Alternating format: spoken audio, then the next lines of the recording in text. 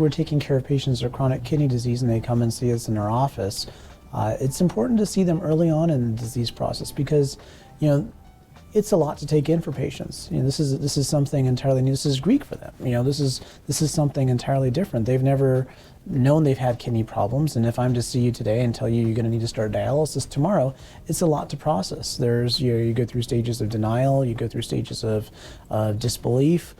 So it's helpful for us seeing patients earlier on in the process and starting the education about what to expect in the future.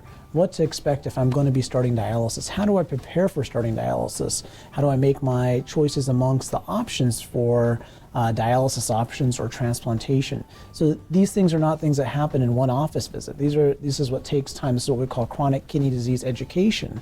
And that's why what we find is when we do this and we use multidisciplinary approach, not just with physicians, we use dietitians, we use nurse practitioners, and a specific time allotted to educating patients about their kidney disease, and it's okay to tell them what to expect in the future. The common thing amongst physicians is to say we don't want to talk about dialysis because no one wants to talk about it. It's the elephant in the room, right? No one wants to talk about it. No one wants to mention the word dialysis because that's what everyone's afraid of.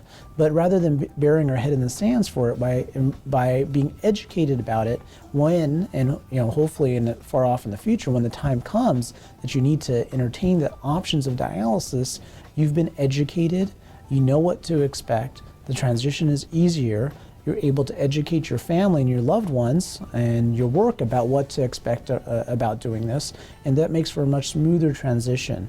Again, it's not something that anybody wants to do. It's nothing that we want for our patients to do as well, but our job as physicians and advocates for our patients are to educate them about their kidneys and what to expect in the future. And by doing this, we find that patients get started on dialysis with better preparations, either with starting peritoneal dialysis or an AV fistula in their arm, which is a type of way we can do the dialysis to help reduce infections around starting dialysis. These are things that we can do to help improve their outcomes, and it's something that takes time and it's something no one wants to talk about, but by taking the time to talk about it and address it head on, we usually can result in better outcomes.